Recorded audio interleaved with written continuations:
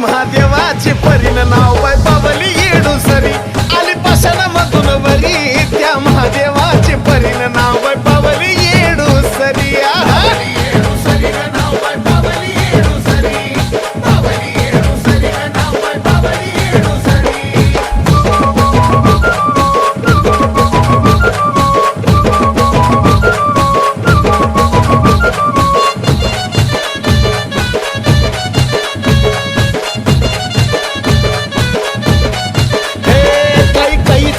येता राम वनवास वगत होता घरी होती ना रपती व्रतान रावणानं पळवून नेली सीता